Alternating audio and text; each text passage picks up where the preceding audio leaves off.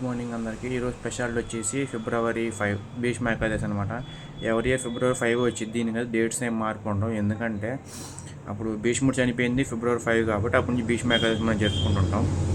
మామూలుగా మనకు తెలిసిందే, శ్రీకృష్ణుడు కానీ అర్జునుడు కానీ భీష్ముడు ఎంత పవర్ఫుల్లో ఆయన తండ్రి మాటిని వివాహం చేసుకుని బ్రహ్మచారం పాటించి లాస్ట్కి ఆయన అట్ట వరం పొందాడు. అంటే ఆయన ఎంతకైనా చనిపోతే తప్పించి వేరే వాళ్ళ సంపలేమాట అలాంటి వరం పొందాడు ఆయన. భీష్ముడు అంత గొప్పవాడు.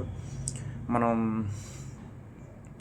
భగవద్గీత తీసుకోవచ్చు, లేదా మహాభారతం తీసుకోవచ్చు. ఇందులో మెయిన్ క్యారెక్టర్స్ వీళ్ళు ఉంటారు అనమాట. ఇప్పుడు నేను చెప్పిన ద్రోణాచార్య కానీ, భీష్ముడు కానీ, అండ్ చాలా గ్రేట్ క్యారెక్టర్స్ ఉన్నారు. శ్రీకృష్ణుడు గారు కానీ, అర్జునుడు కానీ, అండ్ పాండవులు వీళ్ళందరూ వస్తారనమాట. సో ఇదంతా శ్రీకృష్ణుడు మహాభారతం టైప్ ఉంటుంది. సో ఇదనమాట. సో ఈరోజు భీష్మ ఏకాదశి. ఇది ముందు మా భీష్మ ఏకాదశి వస్తే మా గ్రాండ్ మదర్స్ ఏరియాలో పండగలు ఫెస్టివల్ జరిగేది. ఒక five days, February 5 to February 10, February 2 to February 7 ఇట్లా జరిగేది అనమాట. ఎప్పుడు ఫిబ్రవరిలో జరుగుతుంది ఫెస్టివల్. మీ ఏరియాలో ఇట్లా ఫెస్టివల్ జరుగుతుందా మామూలు 5 days అని ఖచ్చితంగా కామెంట్ చెప్పమని మర్చిపోమాకండి. మా కర్నూలు ఏరియా ఉందంటే ఫెస్టివల్స్ తక్కువ, చేసి వీధి పనులు ఎక్కువ. అది అంత చెప్పుకున్నా తక్కువే. అలానే కర్నూలు నేను ఇన్సల్ట్ చేయట్లేదు, విషయం చెప్తున్నా. అక్కడ ఆచారాలు ఇక్కడ ఆచారాలు చెప్తున్నాను అంతే. ఏమైనా ఫీల్ అయితే సారీ, కర్నూలులో చూసింటే కనుక. నేను మిమ్మల్ని ఎవరిని ఇన్సల్ట్ చేయట్లేదండి, నా ఒపీనియన్ చెప్పాను అంతే.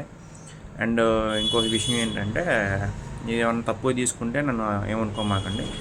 అక్కడ విజయవాడ సైడ్ ఏరియాస్ కానీ, ఇక్కడ కర్నూలు ఏరియా కానీ కొంచెం స్లాంగ్ వేరే ఉంటుంది, ఆ మాట తీరు వేరే ఉంటుంది, ఇవన్నీ వేరే ఉంటాయి.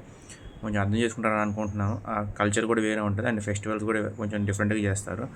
అక్కడ ఫెస్టివల్స్ని బట్టి చేస్తారు, ఇక్కడ ఏ ఫెస్టివల్ 3 days 2 days అట్లా చేస్తుంటారు అనమాట. అది వాళ్ళ ఇష్టం. So thank you so much. అందరికీ భీష్మ ఏకాదశి శుభాకాంక్షలు. జై శ్రీకృష్ణ.